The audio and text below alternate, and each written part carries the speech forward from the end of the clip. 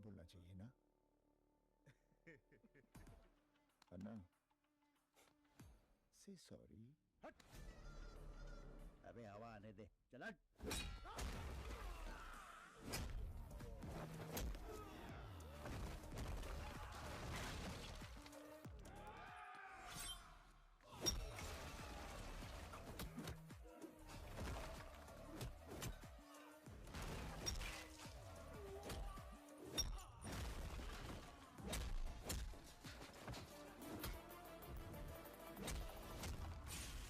Assalamualaikum Sobat Dengerin Film, semoga kalian selalu diberikan kebaikan dan keberkahan selalu. Kali ini kita akan menceritakan sebuah film action terbaru tahun 2025, yang dimana cerita ini berasal dari India, yang mengisahkan tentang seorang musafir yang tak sengaja menghancurkan satu kota gangster gara-gara beliau diganggu saat makan. Siapakah dia? Tanpa berlama-lama lagi, mari kita cek filmnya hanya di sini.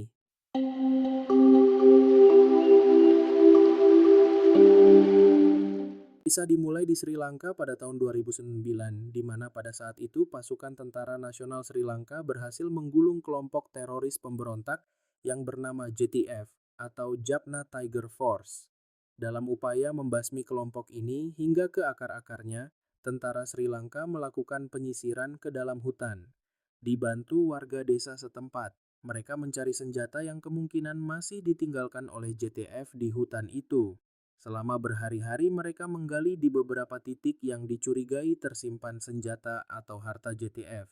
Di salah satu lubang galian, seorang pria gondrong merasakan linggisnya mengenai benda keras. Setelah digali lebih dalam, ternyata itu adalah peti harta karun yang berisi emas batangan yang sangat banyak. Karena tidak mau emas itu disita, si gondrong dan 3 temannya pun segera menyembunyikan peti itu kembali.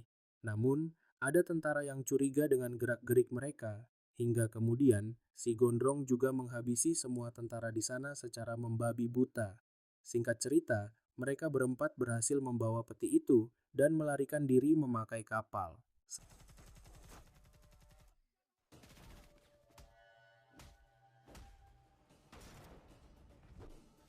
Selama berhari-hari mereka terombang-ambing di lautan tanpa tahu arah yang pasti. Hingga akhirnya mereka mencapai daratan India dan memutuskan untuk mengamankan harta karun mereka dengan menguburnya di pantai.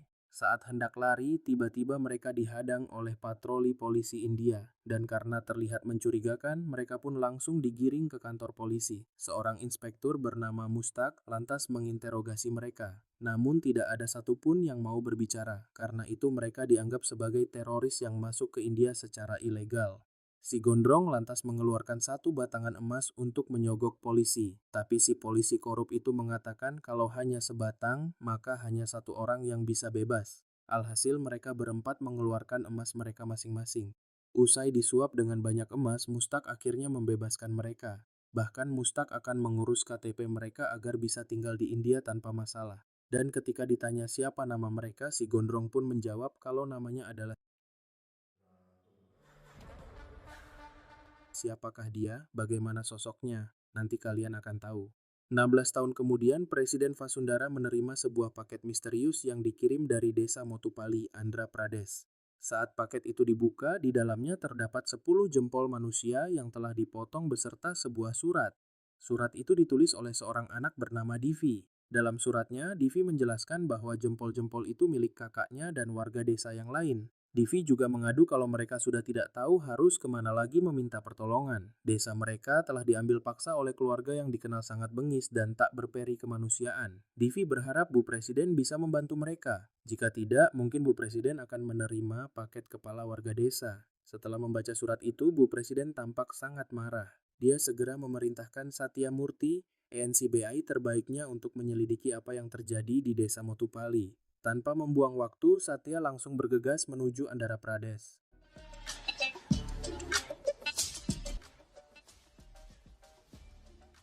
Sementara itu, seorang petani di Motupalli yang sedang membajak sawah dikejutkan dengan tangan manusia yang terkubur di tanah. Tidak hanya itu saja, ditemukan juga 10 jasad tanpa kepala. Jasad-jasad itu lalu dibawa ke desa dan membuat semua warga syok berat. Tak lama kemudian, seorang polwan baru bernama Vijaya Laksmi tiba. Melihat mayat-mayat mengenaskan itu, Laksmi lantas bertanya ke warga apa yang sebenarnya terjadi di sini. Namun, jawaban yang didapatkan hanya isak tangis. Laksmi mencoba bertanya lagi, namun semua tetap bungkam. Seolah-olah pelakunya adalah Voldemort yang jika menyebutkan namanya, maka sama saja memanggil sang dewa kematian. Di tengah itu, tiba-tiba seorang kakek bernama Makrat mengatakan bahwa warga desa hanyalah pengecut. Mereka terlalu takut nasibnya akan sama dengan 10 jenazah itu. Padahal mayat itu adalah orang-orang yang mereka sayangi dan membutuhkan keadilan. Bu Polwan pun semakin geram, dan saat itulah seorang bocil meneriakkan sebuah nama. Ternyata dia penjahatnya. Di istana Rana Tungga, ibunya Rana alias Ama terlihat sedang nyantai sambil nyebat. Kemudian dengan tegas dia memerintahkan PNS di Dinas Pertanahan untuk memproses penyitaan sertifikat tanah milik warga desa menjadi atas nama Rana Tungga. Ia bahkan mengancam akan membunuh siapa saja yang berani menentang perintah putranya.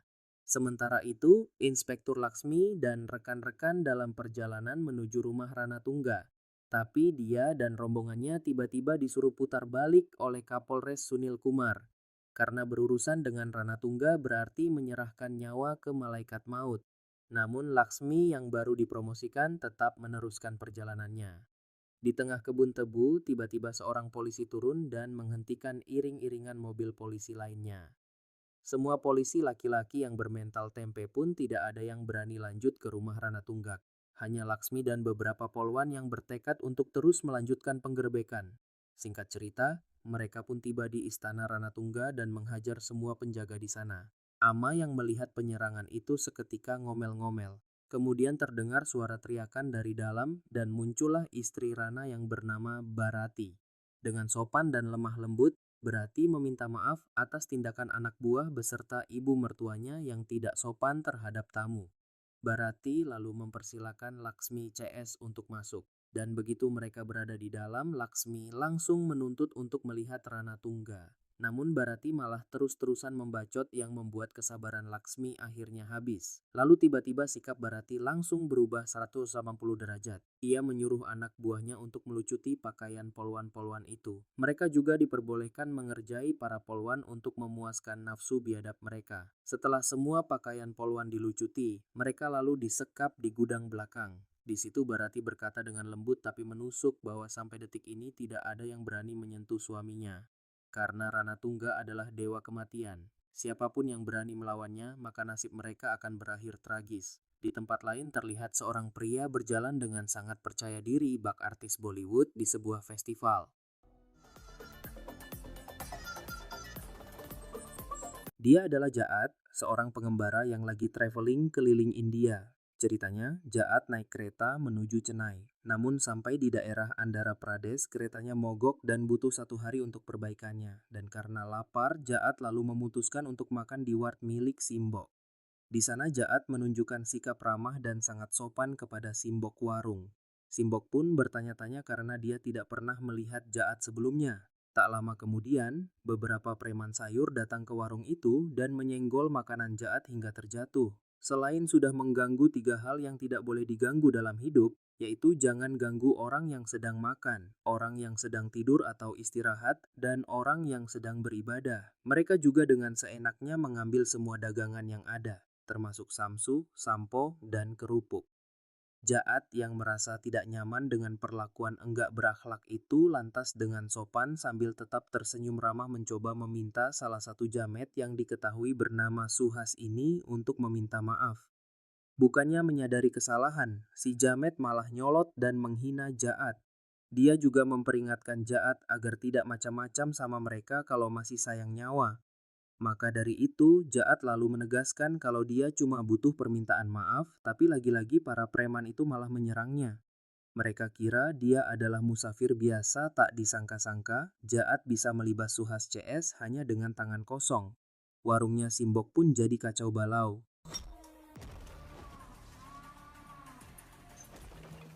Di tengah itu, Suhas berusaha melarikan diri tapi mobilnya ditahan hanya dengan 1 tangan oleh Jaat. Suhas selalu mengancam Jaat agar jangan berani main-main karena sekarang dia berhadapan dengan anak buah pejabat kota yang bernama Ramsu. Dan kalau bosnya itu tahu, Jaat pasti akan menyesal. Usai berhasil menaklukkan Suhas, kemudian Jaat meminta diantar menemui Ramsu. Sampai sini kita mulai dibuat bertanya-tanya siapa sebenarnya Jaat ini. Di sisi lain, di rumah Ramsu sedang ada pesta perjodohan putrinya dengan seorang cowok. Ramsu tampak memaksa pihak keluarga si cowok untuk segera menikahi putrinya. Namun, di tengah bacotan Ramsu yang menggebu-gebu itu, tiba-tiba mulutnya Ramsu langsung dibungkam paksa oleh Jaat yang menuntut permintaan maaf. Jelas saja Ramsu bingung. Lalu Jaat menjelaskan kalau anak buah Ramsu sudah menyenggol makanannya dan membuat kerusuhan di warung Simbok.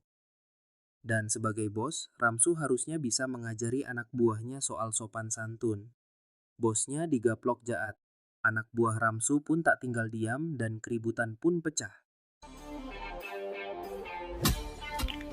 Seluruh anak buah Ramsu berhasil dihabisi Jaat seorang diri dengan sangat mudah. Kemudian Ramsu mengancam, kalau sampai adiknya mengetahui perbuatan Jaat, maka tamatlah riwayat Jaat dan nama adiknya adalah Somulu. Tapi Jaat tidak ada takut-takutnya dan malah menghajar Ramsu lagi. Di tempat lain, Satya Murti telah tiba di Bandara Andhra Pradesh saat hujan turun sangat lebat. Inspektur Serik yang akan mendampingi Satya mengatakan bahwa dalam cuaca ekstrem mereka tidak bisa terbang dengan helikopter menuju Motupalli. Alhasil mereka terpaksa menggunakan jalur darat. Di saat yang bersamaan, seorang polisi korup menghubungi Menteri Pusat yaitu Ravi Shankar. Dia mengabarkan kalau ada agen Chibi yang sedang menuju desa Motupalli. Mendengar informasi tersebut, Raffi pun langsung ketar-ketir. Raffi lantas segera menghubungi rumah Rana Tungga menginstruksikan agar keluarga Rana siap-siap menghadapi kedatangan agen CBI. Di tempat lain, seorang pria bernama Somulu tengah memantau pekerjaan PNS di sebuah kantor pertanahan.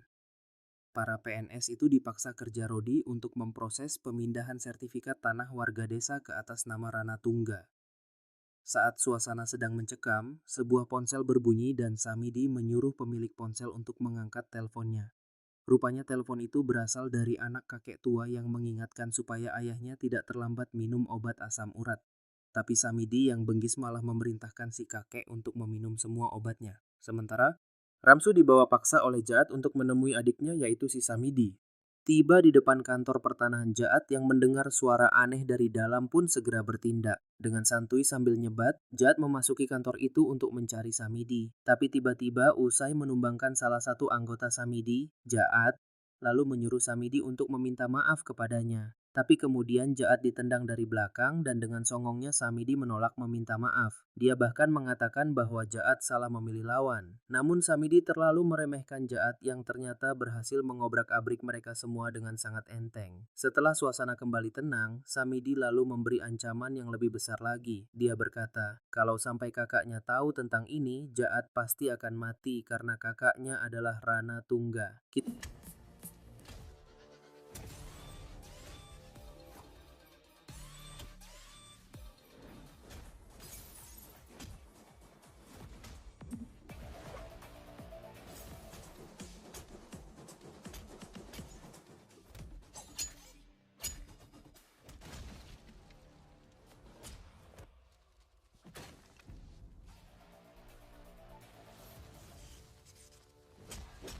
Kita lalu kembali lagi ke Satya Murti yang bertanya tentang apa yang sebenarnya terjadi di Motupalli. Sarikan pun memberitahu bahwa daerah tersebut dikuasai oleh sebuah keluarga yang dipimpin oleh seseorang yang sangat kejam yaitu Rana Tungga. Flashback lagi ke 16 tahun yang lalu, di mana waktu itu setelah menjadi warga India berkat polisi korup bernama Mustak Rana Tungga, dan 3 orang lainnya bekerja jadi kuli di pelabuhan. Sampai suatu ketika ada preman yang mengganggu mereka dan memukul Samidi, adik kesayangannya Rana Tungga.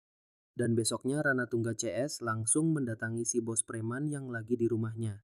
Dengan penyamaran mereka pura-pura ingin membeli seekor babi. Tapi tak disangka-sangka mereka langsung membrutal dan membantai si bos preman dengan sangat keji. Tak berselang lama, Inspektur Mustak datang ke TKP dan memarahi Rana Tunggak yang sudah bertindak di luar batas.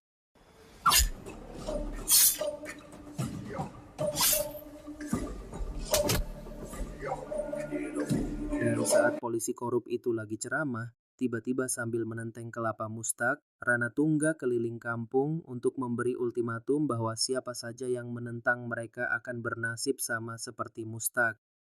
Sejak saat itu si psikopat Rana Tungga pun semakin merajalela. Dia membantai semua musuhnya dengan sangat kejam. Para remaja pun dipekerjakan dengan cara membuat mereka kecanduan narkoboy.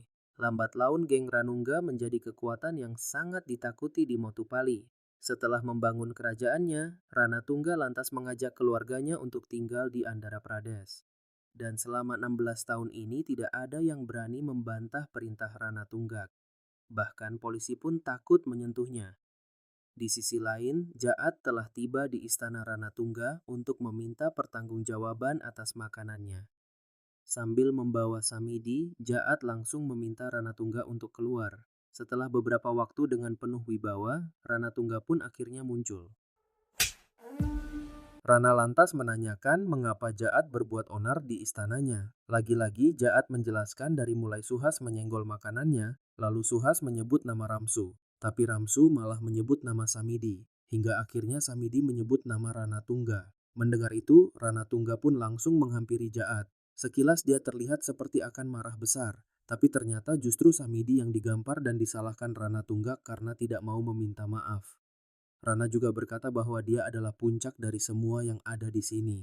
Maka dari itu, biar dia saja yang menuruti permintaan maaf ini. Tetapi Jaat malah pura-pura budek sehingga Rana harus mengulang meminta maaf. Setelah merasa puas karena permintaannya dikabulkan, Jaat pun berniat untuk pergi. Namun selangkah lagi menuju keluar, tiba-tiba dia berhenti dan memutar ulang ingatannya. Kemudian Jaat mengurungkan niatnya untuk pergi sebab merasa ada yang janggal dengan kejadian-kejadian sebelumnya. Terlebih saat melihat seragam polisi yang tergeletak di dalam istana. Jaat pun mulai bertanya-tanya siapa mereka sebenarnya. Kemudian dia menyusuri bercak darah di lantai dan memunguti seragam-seragam polisi itu. Begitu sampai di area yang mencurigakan, Jaat langsung menarik teralis sampai jebol dalam satu kali tarikan. Di tempat itu, dia menemukan para polwan yang disekap tanpa busana. Setelah menyerahkan seragam itu ke para polwan, Jaat langsung diserang. Namun dengan cepat dia melawan dan mengalahkan mereka semua menggunakan tangan kosong. Melihat istana anaknya diobrak-abrik, Ama segera memerintahkan seluruh antek-anteknya untuk menghancurkan Jaat. Ketika melihat para polwan keluar mengenakan pakaian yang compang-camping, Jaat semakin marah. Sampai akhirnya Rana Tungga pun ikut turun tangan. Keadaan semakin tegang ketika keduanya saling tatap muka dan saling menodongkan senjata. Jaat menuntut agar seluruh polwan itu dibebaskan atau dia akan menembak Rana Tunggak. Tetapi Rana menolak dan menegaskan bahwa dia yang menguasai bumi dan seisinya. Dia pula yang menentukan hidup dan mati semua orang terutama yang berada di wilayah kekuasaannya. Rana juga menyepelekan Jaat dengan berkata bahwa Jaat bukan lawan seimbang baginya. Karena situasinya semakin mencekam berarti istri Rana memperingatkan sang suami agar menahan diri. Rana tidak boleh buru-buru mengambil keputusan karena mereka masih punya misi yang lebih penting. Apa itu misinya? Nanti kalian akan tahu. Akhirnya Rana Tungga pun mengalah dan membiarkan Jaat beserta para polwan pergi. Sebelum mereka pergi, Rana menegaskan bahwa nantinya Jaat pasti akan memohon ampun kepadanya. Namun Jaat sama sekali tidak gentar. Dengan santuinya dia nyebat kemudian mengantar polwan-polwan tersebut kembali ke kantor. Di tempat lain, rombongan Satya Murti dicegat oleh Raffi Sankar yang berusaha menyuap Satya agar tidak berbuat onar di wilayahnya. Raffi menawarkan segepok uang agar Satya membatalkan rencananya menuju Motupali. Namun Satya menolak mentah-mentah. Lalu Raffi yang merasa terhina pun mencak-mencak karena dia yang menguasai wilayah ini. Keduanya lantas adu bacot sampai Satya menembaknya. Kembali lagi ke rumah Rana Tunggak di mana Ama tidak terima jika ada orang yang berani menghina keluarganya. Dia pun menginstruksikan anaknya untuk membunuh Jaat. Kemudian Rana menyatakan bahwa tanpa diperintah pun dia pasti akan balas dendam. Tidak ada yang boleh menyentuh keluarganya, terutama adik kesayangannya, si Samidi. Tak lama setelah itu, Rana Tungga menerima telepon dari Raffi yang memberitahukan bahwa Satya Murti tetap berusaha melanjutkan misinya menuju Motupali. Alhasil, Rana Atungga langsung memerintahkan antek-anteknya untuk menyingkirkan Jaat dan Satya. Dalam perjalanan, Satya mulai merasa ada yang aneh dengan sikap Raffi. Satya semakin yakin ada kekuatan yang lebih besar di balik ini semua. Namun tiba-tiba sementara di tempat lain, Jaat dan para polwan juga diserang habis-habisan. Dengan susah payah mereka berusaha melarikan diri. Naas Jaat dan salah satu polwan terpental dari mobil. Lebih parah lagi saat berupaya mengejar mobil si polwan itu malah ditikam. Untungnya, berkat aksi keren Jaat yang di luar Nurul, dia bisa membawa para polwan itu melarikan diri.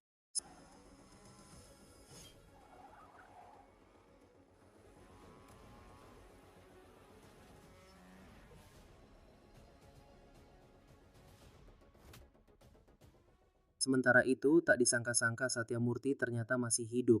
Dia sudah mengantisipasi situasi ini sebelumnya sehingga sempat bertukar mobil. Singkat cerita, Jaat dan para polwan akhirnya tiba di sebuah desa yang sepi seperti kuburan. Jaat pun berusaha mencari pertolongan untuk polwan yang terluka, tapi tidak ada satu orang pun yang terlihat. Saat mereka hampir kehilangan harapan, seorang nenek tua datang membawa segelas air. Namun saat si polwan akan minum, dia terlanjur tewas duluan.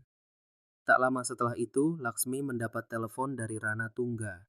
Dari sebuah gereja, Rana berkata bahwa Jaat dan lainnya tinggal menunggu waktu untuk menyusul si polwan. Di wilayah ini, dia adalah dewa dan semua nyawa adalah miliknya. Jaat langsung bertanya pada Laksmi apa yang sebenarnya terjadi di desa itu. Laksmi pun mulai menceritakan kisah yang didengar dari istrinya Rana waktu dia disekap. Scene pun berganti pada masa lalu. Bermula sekitar 6 tahun lalu, saat itu Menteri Raffi diundang ke Davos, Swiss. Di sana, seorang pengusaha bernama Robert memberitahu tentang penemuan senyawa langka yang sangat berharga, yaitu ternium. Ternium sendiri hanya ditemukan di 2 tempat, yaitu di timur Australia dan di antara Pradesh, India. Nah, ternium yang di India memiliki konsentrasi paling tinggi. Makanya Robert berencana membeli tanah di antara Pradesh. Karena diiming-imingi uang banyak, Raffi pun mulai tergoda dan teringat dengan orang yang bisa membantunya. Yang tak lain dan tak bukan adalah Rana Tungga. Mereka lalu sepakat untuk bekerja sama, dan di kerjasama itu, Rana Tungga harus mengakuisisi 100 desa supaya mereka bisa mendapat komisi uang triliunan. Jadi, itulah misinya Rana Tungga yang dibilang istrinya tadi, yaitu menjadi triliuner dan menguasai 100 desa. Beberapa hari setelah kesepakatan itu, Rana Tungga memberitahu semua orang bahwa mulai hari itu, seluruh tanah di antara Pradesh akan menjadi miliknya. Dia juga menunjukkan berkas pemindah tanganan sertifikat tanah yang tentu saja semua orang menolak untuk menandatanganinya. Namun, orang-orang yang berani menentang langsung dieksekusi di tempat. Mereka juga disiksa dengan cara brutal dan keji. Dalam ketakutan, semua warga desa akhirnya terpaksa menyerahkan sertifikat mereka tanpa perlawanan. Sampai kemudian tinggal satu desa yang belum ditaklukkan, yaitu Desa Motupali. Namun polisi yang seharusnya melindungi dan mengayomi rakyat malah menyiksa rakyat dan berpihak ke orang berduit kayak di Konoha. Bahkan saat 10 warga demo di kantor pemerintahan setempat, mereka malah disiksa karena dianggap pemberontak. Saat mereka sudah menyerah dan hendak pergi dari desa, Divi berkata bahwa dia tidak mau meninggalkan tanah kelahirannya itu. Divi yang polos lantas menyarankan agar mereka melapor ke presiden karena sudah tidak ada pilihan lain, mereka pun menyetujui sarannya Divi. Mereka menyuruh Divi menulis surat lalu memotong jempol mereka sebagai bentuk keputusasaan. Malam itu juga mereka segera mengirimkan paket tersebut ke presiden. Namun ketika hendak kembali ke desa, mereka diserang oleh Rana Tungga dan keluarganya. Satu persatu dari mereka pun dibunuh dengan cara yang sangat kejam. Rana Tungga lantas mendeklarasikan bahwa tidak ada orang yang bisa membantu warga desa. Semua orang yang berani menentangnya akan mati di tangannya. Usai mendengar kisah itu, Jaat merasa sangat marah dan sedih. Ternyata ada campur tangan takdir kenapa dia memilih makan di warung Simbok lalu makanannya disenggol si preman sayur. Di sini Jaat pun berjanji pada semua orang di desa bahwa dia akan membawa kedamaian kembali. Masih di hari yang sama, Jaat akhirnya sampai di kantor polisi. Namun bukannya kerja, para polisi malah makan gaji buta. Beberapa sibuk main gaple, ada juga yang tidur siang. Bahkan si Kapolres Sunil Kumar sedang asik mabar. Dan ketika Jaat hendak mengadukan keluhannya, dia malah dicuekin. Tapi dia tetap menjelaskan masalahnya mulai dari makanan yang disenggol oleh Suhas sampai keributan yang terjadi setelah itu. Ketika Jaat menyebut nama Ramsu, Samidi dan Rana Tunggak, semua polisi di sana langsung ketar-ketir. Kapolres Sunil Kumar pun segera menyuruhnya untuk diam. Saat beberapa polwan keluar dengan pakaian yang compang-camping, polisi-polisi di sana malah tertawa. Kecuali seorang polisi tua bernama Prakas. Sunil menertawakan para polwan yang berani-beraninya nyenggol Rana Tunggak, padahal sudah diperingatkan sebelumnya. Melihat tingkah laku Sunil yang kaya bangkai itu, Jaat langsung merobek seragam polisi Sunil. Baginya Sunil tidak pantas memakai seragam itu. Naas Jaat tiba-tiba dipukul dari belakang sampai pingsan. Kemudian Jaat diikat menggunakan rantai ke pilar. Sementara para polwan yang mencoba menyelamatkan Jaat juga ikut mendapat perlakuan kasar. Pada saat itu Sunil langsung mengabari Samidi bahwa orang yang menyerangnya sudah tertangkap. Hingga tak lama kemudian Samidi dan anak buahnya pun langsung datang ke kantor polisi. Jaat akhirnya digebukin habis-habisan oleh mereka. Namun anehnya Jaat hanya pasrah. Dan ketika seorang polisi tua melihat sosok Jaat yang lagi disiksa, dia merasa ada yang janggal. Dengan panik dia meminta kunci motor dan segera pergi dari sana. Sesampainya di rumah, dia langsung mencari sesuatu yang sangat penting. Saat Samidi hendak menyerang Jaat dengan kapak, tiba-tiba terdengar peringatan dari si polisi tua. Ia berusaha memperingatkan bahwa Jaat bukan orang biasa. Lalu seorang narapidana yang tiba-tiba nongol bernama Upendra pun mulai bercerita. 1 tahun yang lalu dia pernah dipenjara di Dhaka, yaitu sebuah penjara tempat para mafia paling berbahaya di dunia dikurung. Suatu hari, satu sosok napi yang pendiam dan misterius bergabung dengan mereka. Dia terlihat cupu dan lemah, tapi saat para napi menghina dan menindasnya, dia langsung mengeluarkan sisi aslinya yang brutal. Dan sosok yang kemudian dipanggil bulldozer itu mampu menghajar para mafia kejam tanpa luka.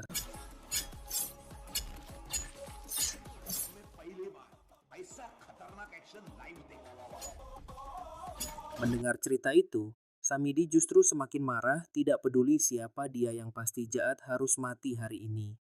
Karena terlanjur ketahuan identitas aslinya, Jaat yang sebelumnya pasrah kini menunjukkan sisi buas yang selama ini tersembunyi.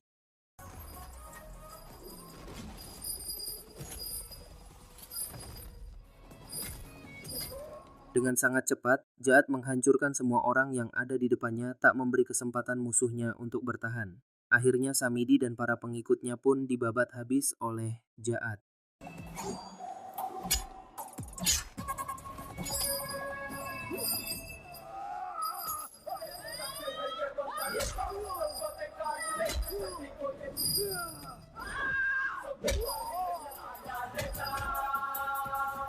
Setelah itu, jasad mereka juga digantung di kantor polisi. Setelah puas, Jaat pun bertanya kepada polisi tua yang baik hati tentang gudang senjata. Tak lama setelah itu, Rana Tungga tiba di kantor polisi dan melihat pemandangan yang sangat mengejutkan. Adik kesayangannya digantung bersama anak buah lainnya.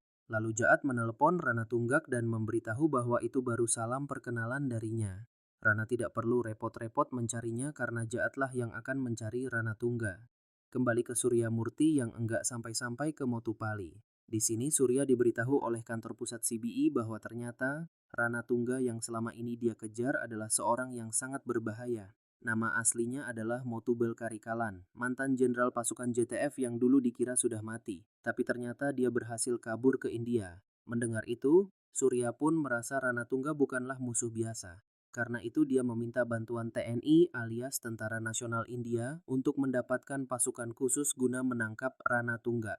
Namun karena Motupali adalah wilayah yang terpencil, tidak ada pasukan khusus di sana. Tetapi sang jenderal memberi kabar bahwa ada satu pasukan khusus yang bisa membantu. Orang itu adalah Brigadir Baldev Pratap Singh, seorang yang tak biasa dengan pengalaman misi tak masuk akal yang tak terhitung jumlahnya. Dan misi terakhirnya adalah membantai mafia asal India di penjara Dhaka. Dia dikenal tidak perlu senjata untuk beraksi, dan ternyata Pak Polisi tua yang mengabarkan lewat HT tadi itu mau memberitahu bahwa Jaat sebenarnya adalah seorang tentara super dari India. Hal itu menambah keyakinan Surya dan kita semua bahwa Jaat adalah sosok yang luar binasa. Sementara itu, di pelabuhan terlihat Robert dan Raffi sedang menunggu sertifikat tanah yang belum diatasnamakan Rana Tungga. Tak berselang lama, Ranatungga dan pasukannya sampai di pelabuhan. Warga desa Motupali yang belum tunduk pun dipaksa menandatangani surat pemindahan sertifikat tanah. Selain itu, Div yang ketahuan menulis surat ke presiden disuruh nulis surat lagi. Kali ini isi suratnya memberitahukan bahwa mereka sudah ikhlas menyerahkan segalanya termasuk nyawa mereka. Melihat teman-temannya dibantai, kakek Makrat berdiri dengan teguh dan berkata bahwa mereka tidak akan gentar. Dan inilah yang terjadi berikutnya. Akan tetapi pertempuran belum selesai. Dari helikopter Jaat membantai semua pasukan Ranatungga yang ada di sana dengan senjata yang tak ada habisnya. Jaat menumbangkan mereka semua tanpa ampun.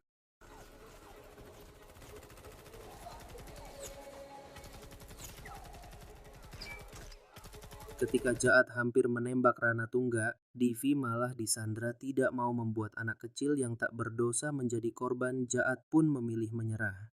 Namun warga desa yang sangat berterima kasih padanya langsung melindungi Jaat. Mereka rela mati demi menyelamatkan sang pahlawan. Hingga entah bagaimana caranya, Divi tiba-tiba menghilang dari sisinya Rana dan kembali ke sisinya Jaat. Setelah itu, Jaat dan Ranatungga pun berkelahi dengan sangat brutal. Jaat yang kekuatannya tidak bisa disepelekan pada akhirnya bisa menumbangkan sang Ranatunggak dan ini waktunya Ranatungga menerima akibat dari semua perbuatannya.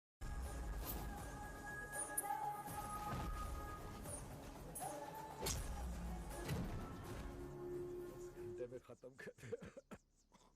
मेहनत करके मैंने ये साम्राज्य बनाया। Dia digantung di depan seluruh warga desa sebagai bentuk penebusan atas segala kekejamannya. Sedangkan di sisi lain, Laksmi dan para polwan menyerbu rumah Ranatungga untuk menghadapi Barati.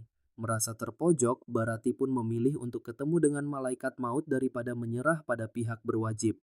Kembali ke pelabuhan seperti di negeri Konoha yang polisinya suka telat, Surya Murti pun akhirnya sampai di saat semuanya sudah selesai. Di sini, warga desa sangat berterima kasih kepada Jaat yang telah menyelamatkan nyawa mereka dan melindungi tanah kelahiran mereka. Bahkan Surya pun merasa sangat hormat karena Jaat telah membantu menyelesaikan semua masalah besar ini. Divisi bocil yang menjadi simbol perjuangan di desa itu akhirnya berterima kasih kepada Jaat. Divi menyebut Jaat sebagai malaikat penolong mereka. Di akhir film, Satya Murti melaporkan kepada presiden bahwa seluruh misi yang diberikan telah selesai. Semua kekacauan telah ditangani dengan tuntas oleh Brigadir Balde Pratap Singh alias Jaat dalam waktu 1 hari dan film pun tamat.